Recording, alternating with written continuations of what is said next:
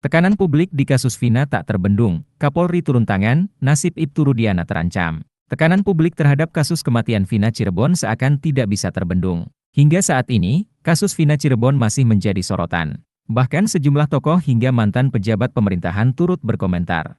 Belakangan, dugaan kesalahan fatal Ibtu Rudiana ayah Eki di kasus Vina diulik habis. Adapun ayah almarhum Eki, Ibtu Rudiana diduga telah melakukan pelanggaran kode etik berat sebagai anggota polisi di kasus Vina Cirebon. Dugaan tersebut diungkap ex-Wakapolri, Komjen Pol Purnawirawan O.E. Groseno. Bahkan, ia menilai bahwa pelanggaran kode etik yang diduga dilakukan Ibtu Rudiana bisa membuatnya terkena sanksi pemberhentian tidak dengan hormat atau PTDH. Kasus Vina Cirebon kini jadi atensi dari Kapolri Jenderal Pol Listio Sigit Prabowo. Adapun Ibtu Rudiana ayah dari almarhum Eki kini sudah menjalani pemeriksaan di Propam Polri. Melansir dari tribunnewsbogor.com. Minggu, 16 Juni 2024, Penasihat Ahli Kapolri Irjen Purnawirawan Arianto Sutadi menguak jika Kapolri Listio Sigit akhirnya turun tangan dalam kasus Vina, di mana Kapolri memerintahkan anggota untuk mencari fakta atas kasus kematian dua sejoli yang tewas 8 tahun lalu itu, termasuk dengan memanggil sejumlah saksi hingga memeriksa ulang para terpidana. Ini menjadi atensi khusus Kapolri.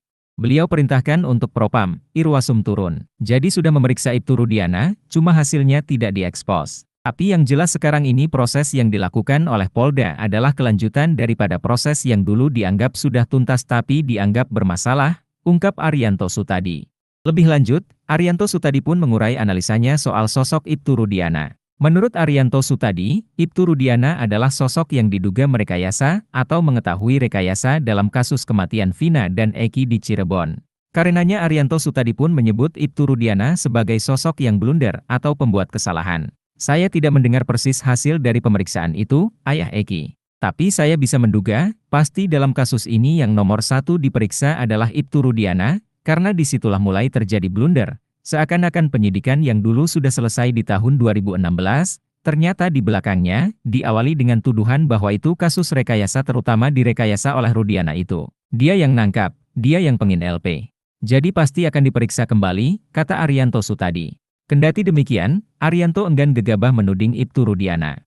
Termasuk dengan isu Ibtu Rudiana merekayasa kasus kematian Vina dan Eki. Meski begitu, penyidik harus jeli melihat apakah ada atensi negatif dari keterlibatan Ibtu Rudiana dalam penangkapan para pelaku kematian Vina dan Eki. Sebab dalam kasus tersebut, anak Ibtu Rudiana sendirilah yang jadi korbannya.